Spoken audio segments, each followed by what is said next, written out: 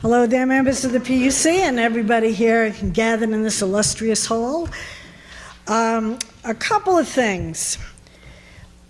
In the macro view, I think what we really need to talk about is the monopolization that has occurred in the last 20, 30 years on utilities. I come out of the Coalition for Consumer Justice also. And when we were organizing back in the 70s and 80s, and many people here remember it, that they were all small utility companies. And the goal of the PUC was to make sure they had enough to get by and not go under. A noble enough cause. We do want to have each part of the state with electricity. But what has happened, and Rhode Island's a microcosm of the rest of the world, more and more corporations that are bigger and bigger with no accountability to the public, not even from this country, have taken over the people's utilities. This is a real problem. And what worries me about you good folks is that you were not around to see the before and after. You think that this, what we're seeing all the time is the way that it is. Whoa, it wasn't always like this.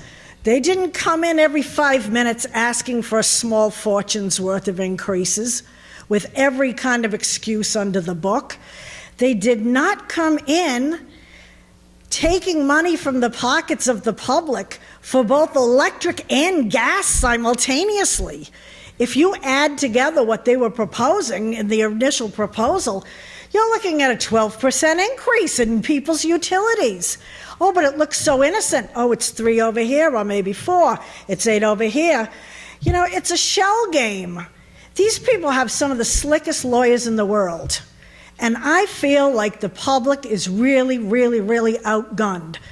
And I would like to say to the division, I hope you guys are working 24 hours a day. I hope you never see your kids. I hope you don't sleep at night, because that is going to be what it's going to take to give the public a fighting chance against these people. And if you don't understand that, everything you see that flows from that will not make sense to you. But they have actually given this mentality to the PUC that it's your job to protect the profits of the utilities. That was okay when you were protecting like little tiny Blackstone Electric gazillion years ago. When did it become your job to protect the profits of a multinational in Scotland? This is crazy village.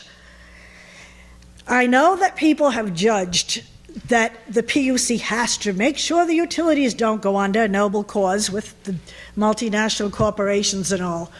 But I would like to make a request to the PUC, that the PUC members really sit down and have a real soul-searching conversation among themselves, and that they write up legislation to take back to the State House to put very specifically in the law regarding the PUC that the major role of the PUC is to take care of us, the Rhode Island consumers, not a multinational in Scotland.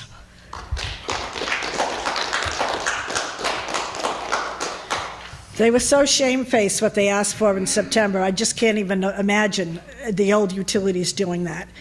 And in this particular proposal, I had one point I wanted to bring up, because it was reminiscent of Narragansett Electric during Hurricane Gloria, so it made me laugh. They charge people in the rate base to maintain all the wires and everything, you know, oh yeah, so everything's great and hunky-dory. And yet every time there's a storm, oh, we need more money because of the storm. Well, what were you doing with the money that was in the rate base? Were you taking it out to Foxwoods and gambling with it? And they are not called on this stuff enough. And they know how to do all their shell games, and they have all their fancy tacticians, and they run their little rackets all over the world.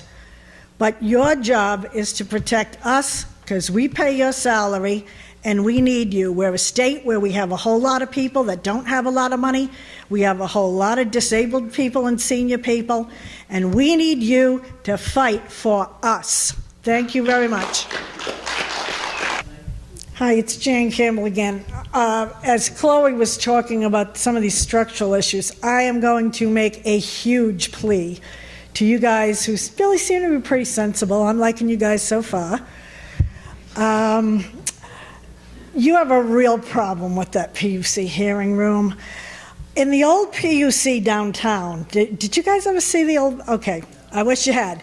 It was very, very people-friendly, the one on Orange Street. It was all a bunch of loose chairs, and at the end of the time, we could come up and say, oh, Margaret, so, when's the phone case going on the docket? And it was very interactive, or we'd be talking to the division or whatever. But that railing has got to go. It's got to go. It puts such distance between the people and you guys. And I just think you guys seem like you have some sense. Whatever you have to do, get that thing the hell out of there. Please, I beg you. It really sets a very bad tone. You have to have an interactive relationship with the folks. That is why we come. We need to not be seen as other. The people from Scotland are other. Thank you.